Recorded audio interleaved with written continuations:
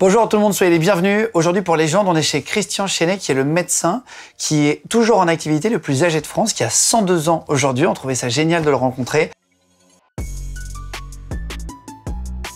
Bonjour Christian. Oui, bonjour. Merci de nous recevoir. On est chez vous. Oui. Vous avez un cabinet. Oui. Mais qui a été abîmé, c'est ça, vous m'avez dit, pendant les émeutes. Du coup, vous recevez les patients parfois ici. En attendant d'avoir réparé, remis en état le cabinet. Vous êtes médecin depuis 1951. Pourquoi vous n'êtes jamais arrêté? J'ai eu des interruptions, mais j'ai toujours eu un travail mixte. J'ai toujours fait de la médecine presque toujours à mi-temps. J'ai toujours eu des fonctions à la faculté des sciences. J'ai été maître de conférence, j'ai été chargé de recherche. J'ai toujours eu une activité mixte, ce qui fait que le poids de la médecine a été plus léger à supporter. Et vous avez jamais eu envie de partir en maison de retraite, par exemple, à aucun moment? Ah non, j'ai été médecin de maison de retraite, non. Merci pour aller dans un mouroir. Encore mieux mourir tout seul. Ah, c'est vrai? Vous avez vu les maisons de retraite et ça vous a... Moi, j'étais médecin d'une EHPAD de 51 maintenant, de façon un peu discontinue, mais j'ai toujours été un médecin chez eux, pas tout seul, bien sûr. Je faisais partie de l'équipe.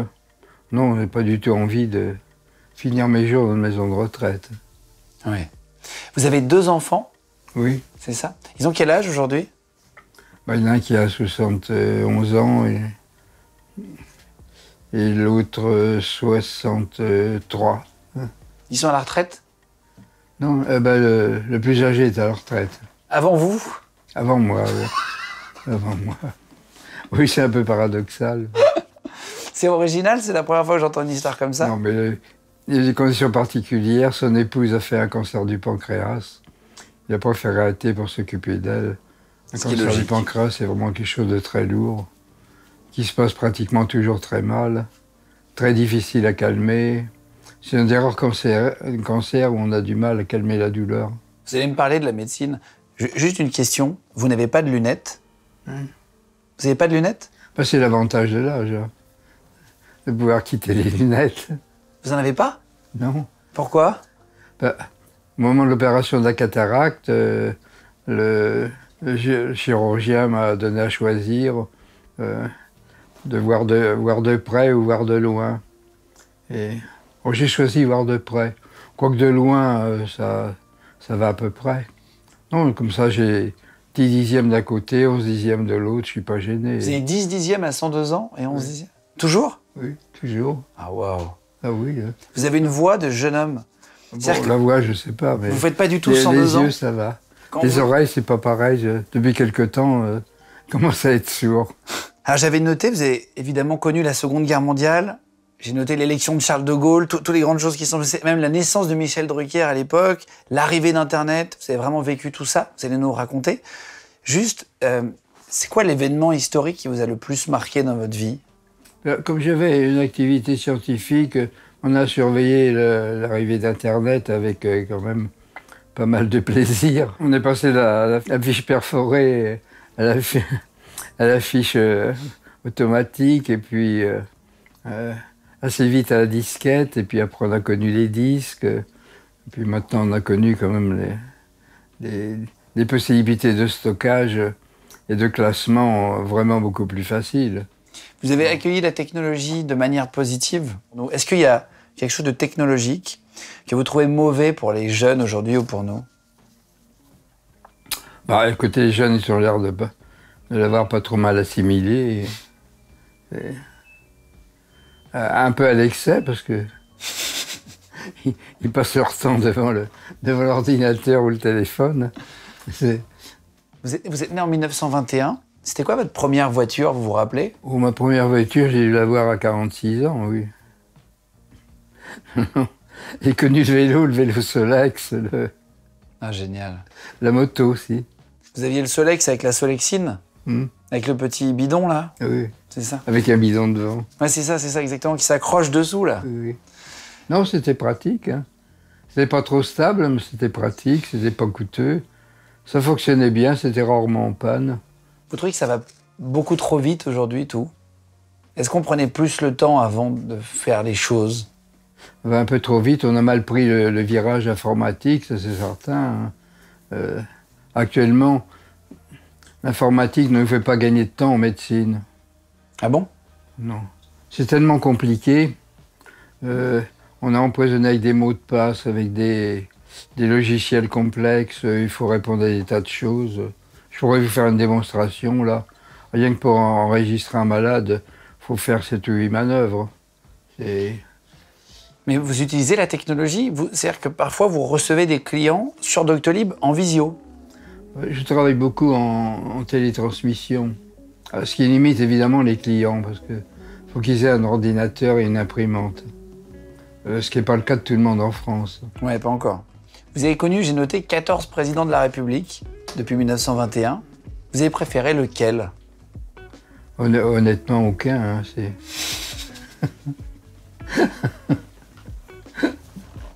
C'est vrai? Ben, le moins mauvais, c'est peut-être Chirac, il n'a rien fait.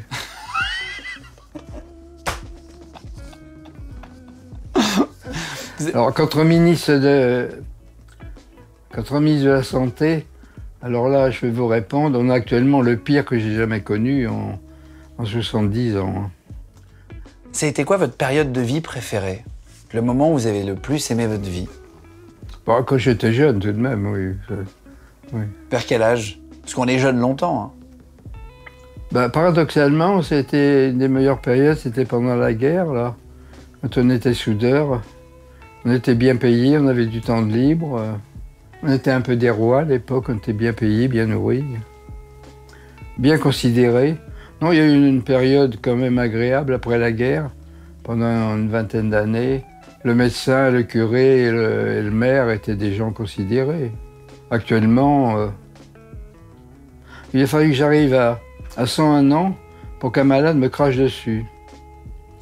C'est un des souvenirs, si vous voulez, le plus pénible de toute ma carrière. C'est un Africain que j'ai suivi pendant 40 ans presque. Je me suis déplacé avec lui à la caisse de retraite pour l'obtenir. Il avait des difficultés, je suis déplacé avec lui pour l'obtenir. J'ai obtenu de lui faire valider du travail qu'il avait fait au Maroc, dans une entreprise française. Quand il est parti à la retraite, il est venu accompagné d'un malabar. Alors, il a voulu absolument que le malabar rentre avec lui. J'étais pas d'accord, mais enfin il a insisté. Je lui ai fait son ordonnance de 6 mois avant de partir en Afrique. Et quand je lui ai tendu la main, il m'a craché dessus, mais vraiment craché dessus. Pourquoi il a fait ça? Il y a 1 an. Pourquoi? Alors il m'a traité de colonialiste.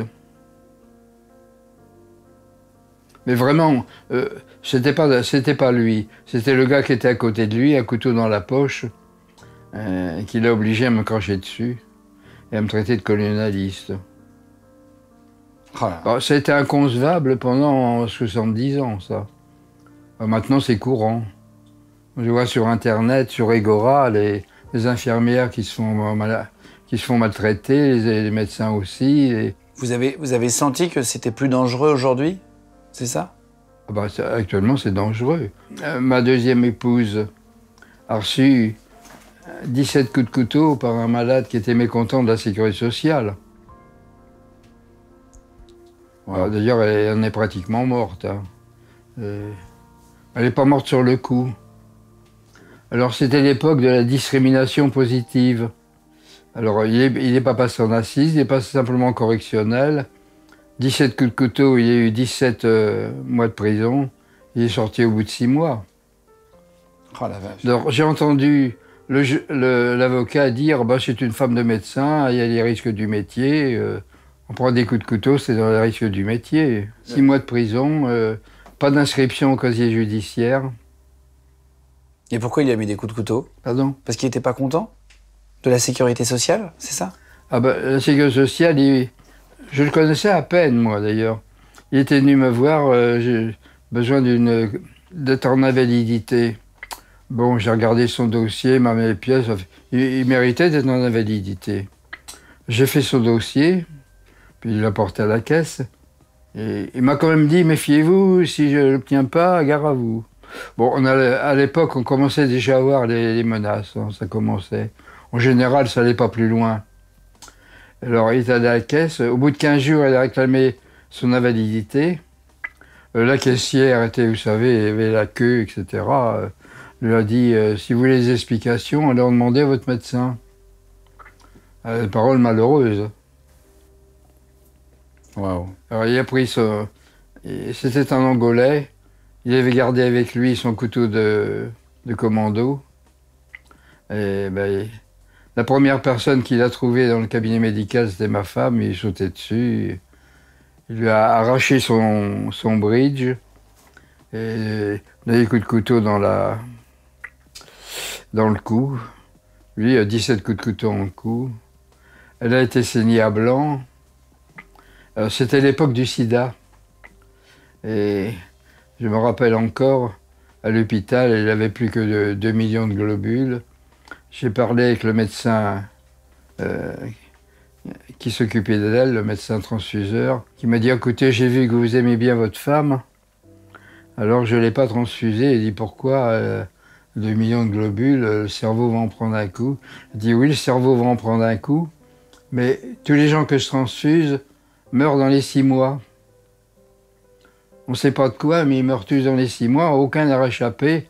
Alors écoutez, c'est comme vous voudrez. Je pense que pour lui laisser sa chance, c'est de ne rien faire. De se contenter de lui faire du sérum et de lui donner du fer. Bon. Et elle a survécu? Effectivement, à l'époque, il mélangeait le sang. D'habitude, on mélange 4 ou 5 poches, pas plus. Il mélangeait 500 poches ensemble. Il y avait toujours quelqu'un qui avait peut-être On le sida. répartait à l'égalité républicaine. Comme ça, tout le monde mourait. Avant, il y en avait 10% qui mouraient. Donc, on ne savait pas tellement quoi, on ne connaissait pas le sida. On attribuait ça à des hépatites, on ne savait pas tellement quelle hépatite à l'époque. Et puis le sida, on l'avait classé dans les hépatites. Alors, elle en a réchappé, mais avec un cerveau abîmé. J'ai arrêté toutes mes activités américaines. J'ai démissionné du Eastwood, tout ça. Et puis je suis occupé d'elle, c'est normal. Évidemment. Et quand la personne, l'année dernière, vous a craché dessus, vous avez fait quoi? Vous avez porté plainte à la police? J'ai porté plainte, mais c'est passé en justice, bien sûr. Mais c'était l'époque où Sarkozy avait mis en exergue la discrimination positive. Alors les juges appliquaient. Ouais, et condamnaient pas vraiment, quoi. Non, ça... elle existe aussi aux États-Unis, mais pas pour la justice. Ce serait peut-être plutôt dans l'autre sens.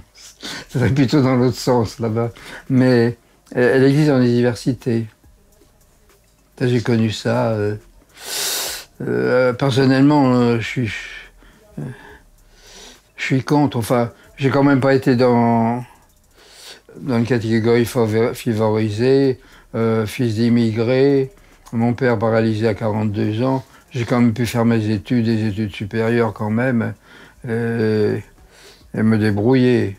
Celui qui en a envie, même maintenant, peut le faire aussi. En France, on peut quand même s'élever dans l'échelle sociale, même si on est un immigré, si on en a envie. Alors, c'est pas facile, c'est sûr, mais enfin bon, dans tous les pays du monde, c'est pareil. Hein. Vous avez immigré de quel pays? D'Irlande du Nord. D'Irlande? Catholique dans l'Irlande protestante. D'accord. Combien de patients vous avez eu dans votre carrière de médecin? Aujourd'hui, à 102 ans, est-ce que vous avez compté? C'est difficile à dire parce qu'on a toujours travaillé en groupe. Quand le groupe était complet, on avait 6000 patients à peu près. D'accord. Chacun 2000 à peu près. Il m'en reste exactement 642 officiellement. Vous trouvez que, on en a discuté un petit peu avant qu'on allume les caméras tout à l'heure, vous me disiez que vous trouviez qu'il y avait trop de jeunisme en France, que les politiques étaient devenus trop jeunes. En fait, ils ont viré les vieux, mais que c'est pas forcément mieux. Ça doit dépendre des populations. Il y a des pays où les politiciens sont jeunes et qui sont bien débrouillés dans le sida. Des pays comme la Nouvelle-Zélande ou la Finlande se sont pas mal débrouillés. Ils avaient des premiers ministres femmes, mais relativement jeunes. Et ils sont mieux débrouillés que nous. Hein. C'est un problème français, là. Comment vous trouvez qu'on a géré le Covid? C'est quoi votre opinion, vous, du haut de vos 102 ans? Comment vous avez vu ça arriver? Ah ben, on avait le professeur Salomon, qui est de la lignée, qui ont trouvé que le nuage de Tchernobyl s'est arrêté à la frontière, qui a précédé que les masques servaient à rien dans les épidémies, bon, il était, je crois, difficile de faire pire. Franchement, difficile de faire pire. Ça, c'est la bureaucratie française qui nous a envahis. Vous vous êtes Il y a 2 exemples. L'histoire de Tchernobyl, toutes les pharmacies militaires avaient de l'iode pour distribuer aux populations menacées par un nuage atomique ou un accident atomique. On ne l'a pas distribué. On ne manquait pas de militaires, puisqu'on n'était pas en guerre. Il y avait plein de militaires dans les casernes qui demandaient pas mieux que de sortir, d'aller distribuer l'iode aux populations. Il aurait suffi de distribuer 6 mg d'iode, ce qui coûte à peu près 0,10 francs à la population. On aurait eu pas mal de cancers de thyroïde en moins dans tout l'Est. Le temps de donner l'ordre, le nuage était disparu et les cancers en marche. Vous vous êtes remarié une deuxième fois, du coup, à 91 ans, c'est ça? Oui. Bon. C'est incroyable. Vaut mieux vieillir à 2 que tout seul. J'ai un fils qui préfère être célibataire, enfin. C'est vrai? Oui. La vie Ça se défend. La vie est plus rigolote à 2? Voilà. C'est plus rigolo, la vie à 2? Oui, c'est quand même mieux la vie à 2, oui. Oui, quand on commence à être handicapé, c'est mieux. Vaut mieux 2 handicapés qui peuvent s'aider, c'est quand même tout de même mieux. Là, vous vivez ici aujourd'hui? Oui, oui. Vous vivez en bas de votre... Là, on est chez vous, dans votre maison? Ah ben, on s'est organisé, mais il y a un certain temps, parce qu'on a organisé une douche à l'italienne, comme ça, on risque pas de se casser la figure en prenant sa douche. On a mis des barres, enfin, etc. Tout récemment, il y a une semaine qu'on a installé un fauteuil pour monter l'escalier. En fait, finalement, on n'en a pas eu besoin. Ah, c'est vrai, vous restez ici? Vous avez mis vos lits ici? Ah bah ici, on couche ici, oui. C'est quand même plus simple Ah oui. que de monter l'escalier très haut. Et vous habitez dans cette maison depuis combien de temps? Bah, depuis une trentaine d'années. Une trentaine d'années? Oui. Et après, vous avez connu en 74, vous, la loi Veil sur l'avortement.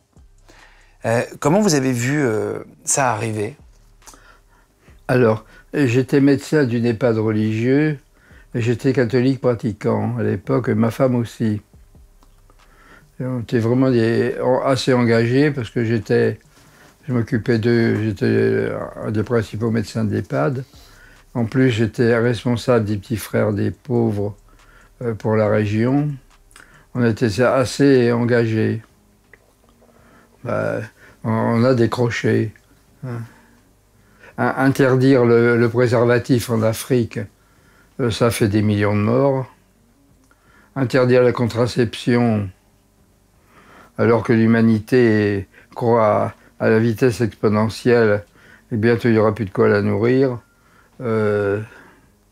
Quand le nombre de viols a quand même explosé à la même époque, garder un enfant provenant d'un viol, je crois que c'est difficile à imposer à une femme. En plus, il y avait tout de même un consensus, que ce soit à Saint-Augustin, Saint-Jean de Ligorie, plusieurs des patriarches admettaient que le fœtus n'avait une âme qu'à 90 jours. Donc, a priori, pour un catholique, on ne peut pas demander au pape de tolérer l'avortement. On ne peut pas demander ça au pape, mais on peut demander tout de même une certaine tolérance molle pour les avortements avant 90 jours. D'ailleurs, la loi Veil a fixé la limite à 91 jours, qui correspond aux 90 jours des pères de l'Église. En fait, c'est une limite, pratiquement médicalement, c'est la limite au-delà de laquelle c'est dangereux. Ouais. Oui. Au-delà, il y a tout de même des risques. Vous êtes sur les réseaux sociaux? Non. Enfin, oui, j'ai des trucs sur... si, je suis inscrit dans tous les réseaux sociaux, mais bon, j'ai pas une part active. Non. Non. J'ai un blog, bien sûr, mais je l'entretiens plus ou moins. Si, j'ai un copain qui l'entretient un peu de temps à autre. Non, parce que j'ai comme ami celui qui s'occupe de la partie informatique pour la formation professionnelle des médecins, pour le DPC. Donc, est un ami personnel. Alors, Vous avez fait une blague en 2021, il y a 2 ans. Vous avez fait une blague sur Twitter. Vous avez alpagué l'agence DPC. Et en fait, vous leur avez dit, je vais lire exactement, vous avez dit « Cela ne vous suffit pas d'embêter mes jeunes confrères remplaçants. A fortiori, le grand âge vous pose également problème. 100 ans, ok, mais bon, je suis toujours en exercice et cotise, donc, avec un petit emoji mutin, petit regard un peu. Parce qu'en fait, votre date de naissance, oui. Vous pouvez pas la trouver sur Internet, vu que vous êtes né en 1921. Quand vous scrollez sur les sites pour vous inscrire, ça marche plus. On a refusé de m'inscrire pour la formation continue. Parce que là, vous voulez continuer une formation? Alors j'ai envoyé Egora, donc, qui a fait un article. Et alors là, après, on m'a inscrit. À 100 ans, vous vouliez refaire une nouvelle formation? Bah oui, pourquoi pas. Oui, tout à fait. J'ai Medscape en anglais, là. Enfin, on peut l'avoir en français si on veut, d'ailleurs. Qui donne les nouveautés de la semaine. Qui est assez complet. Sur la santé? Oui, c'est assez complet. Non, les Anglais ont un système de santé déplorable, mais une formation continue de premier ordre. Ah oui? Oui. Se faire soigner en Angleterre, c'est périlleux, mais... Est-ce que vous n'êtes pas l'homme qui a coûté le moins cher à la sécurité sociale de France? Vous avez 102 ans, vous n'avez jamais pris votre retraite, vous travaillez toujours, tous les jours. Vous êtes rentable pour la sécurité sociale. Si tout le monde était comme vous, ça serait rentable, la sécurité sociale? Bah, je souhaite pas. Hein. Moins il y a de médecins, moins ça coûte cher. Puisque, bah, une des premières choses qu'a fait Juppé, c'est en 95, de dire tous les médecins qui ont plus de 53 ans peuvent prendre leur retraite au taux de 65 ans majoré, à une seule condition, qu'ils s'engagent à plus jamais faire de médecine. C'est vrai? Oui. Alors ça a duré de 95 à 2005. Il y en a pas mal qui sont partis. Et il y en a qui ont essayé de retravailler pendant le Covid, on leur a interdit. Ben, légalement, ils n'avaient pas le droit de travailler. Il y a des déserts médicaux partout en France et on a incité les médecins à arrêter.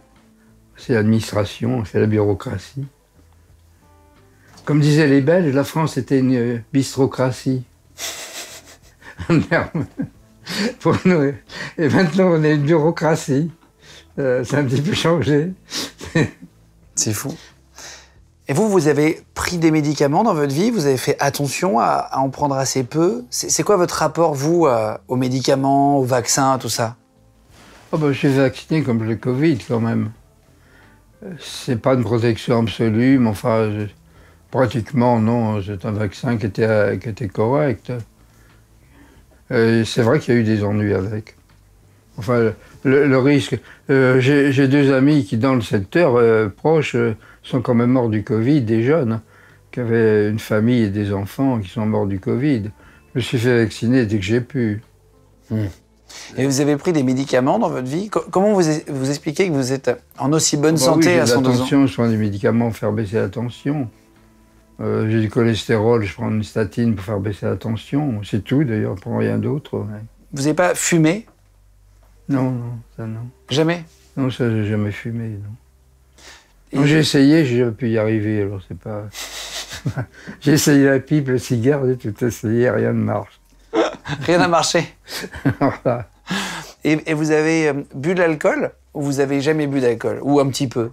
Ça a été quoi votre... Ça m'est arrivé, des rencontres avec des collègues russes, j'ai fait comme les autres, j'ai fait le cul-sac comme les autres, mais ça brûle l'œsophage, ça m'a vraiment pas passionné. Ah, c'est vrai? Ouais, je comprends. Comment vous expliquez que vous êtes en aussi bonne santé? C'est quoi, d'après vous? C'est quoi le secret? Comment vous expliquez? Il n'y a pas de secret, non. Bah, j'en parle dans un des livres, là. Tous les centenaires, les super centenaires qu'on a vus n'ont pas suivi de régime. Tous ont eu une chose. Ils n'ont pas pris la vie très au sérieux. Ils ont haussé les épaules quand il y avait des ennuis. Et ils ont toujours été toujours des gens qui ont été assez conviviaux et qui ont pris la vie du bon côté, même quand elle était mauvaise. Ils ont pris les coups du sort en courbant en courbant le dos et sans plus. Non, je vois. De pas trop être stressé finalement. Hein? C'est ça le secret. En fait, ils sont pas stressés, oui. Ils ont pris le stress par le bon bout. Bah, je crois qu'il n'y a pas de choix. Hein. Ça sert à rien de stresser, non? Bah non, si vous trouvez votre femme dans votre lit avec un copain, ça sert à rien de la tuer. Hein. Ça tire à des ennuis, c'est pas la peine. Le mieux, c'est d'hausser les épaules. Hein. Ah, que vous voulez faire? Si c'était à refaire, est-ce que vous pourriez redevenir médecin? Ah bah, si ça refait actuellement, certainement pas. Ou en tout cas, pas en France. Pourquoi? Bah, on est mal vu, on n'est pas en sécurité, on est mal payé. Ah, qu'est-ce que vous voulez demander d'autre? Bah, en France, si j'étais jeune, il y a plusieurs choix. Le premier choix, c'est si on peut faire de la politique. On fait Sciences Po, puis on essaie de faire l'ENA. Deuxième choix, si on n'y arrive pas, on tâche de faire une grande école commerciale. Alors là, on a des planques dans des grosses boîtes, on est bien payé, on n'a rien à faire, et on a une belle retraite. Puis le troisième choix, bah, y a le reste, les médecins, les reporters, les ouvriers, les paysans et le reste. Hein. J'ai rencontré là, grâce à cet ami qui s'occupe de la formation continue, il m'a fait rencontrer. On a fait des réunions sur Zoom. Ils sont vraiment très motivés. Les jeunes? Des jeunes, ils ont envie oui. de bosser là? Ils en veulent, là, ils veulent être médecins, ils veulent être médecins de quartier, etc. Avoir beaucoup d'empathie pour leurs malades, etc. Maintenant, il ne faut pas oublier quelque chose. En temps normal, quand la médecine, on était bien vu et qu'on était encore des notables, 25% abandonnaient en cours d'études et 25% abandonnaient une fois qu'ils avaient leur diplôme. La moitié. La moitié. Ça, c'était en temps normal. Alors là, maintenant, je ne sais pas ce qui va se passer. Ils partent bien avec beaucoup de volonté d'arriver au bout, mais ça dure 10 ans. Tiens, tenter de coup pendant 10 ans, c'est pas sûr. Surtout que l'organisation, maintenant, prend leur faveur. Le plan qu'on vient de sortir, c'est de faire des économies 1,3 milliard, je crois, par an déjà sur le gain des médecins, rien que sur le gain des médecins et des infirmières. C'est assez mal parti. Est-ce que ce qu'on mange, souvent quand je discutais avec mes grands-parents ou les amis de mes parents, ils disent qu'on mange moins bien qu'avant. Est-ce que vous trouvez que c'est vrai, ça? On mange moins bien qu'avant? On a toujours tendance à dire que c'était mieux avant. Je crois que c'était vraiment mieux avant. Hein.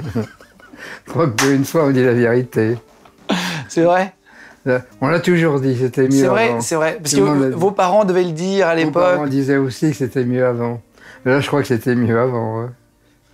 Tout au moins... Non, oui. Il est certain que pendant la guerre et l'occupation, c'était moins bien. Évidemment. Mais à partir entre la libération et il y a une dizaine d'années, on a l'impression que c'était tout de même mieux.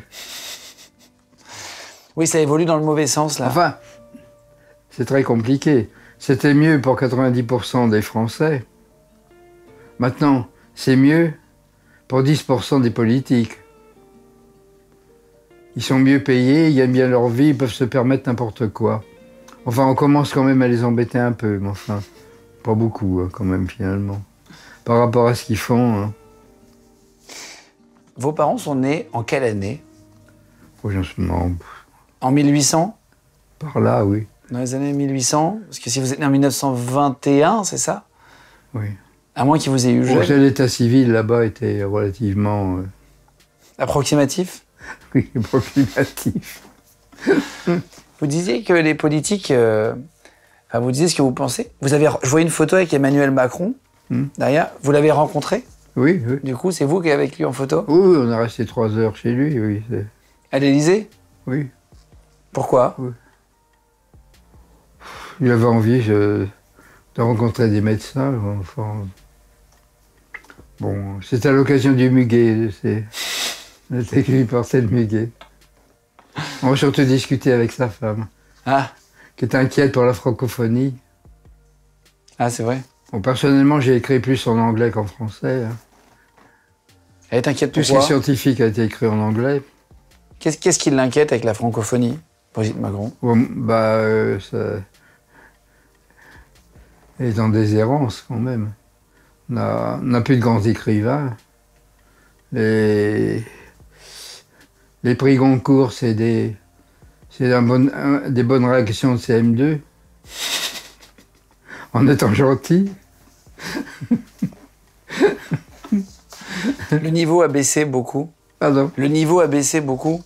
Ce que j'ai écrit, c'est-à-dire du même niveau. Hein, pas... ben, ça se vend, vous voyez, c'est que les Français ne sont pas difficiles. Est-ce que vous avez fait du sport? À l'époque, vous avez... J'ai fait de la montagne, oui. Non. La randonnée? Non, j'ai pas fait de sport beaucoup. On a grimpé, donc j'aimais bien grimper.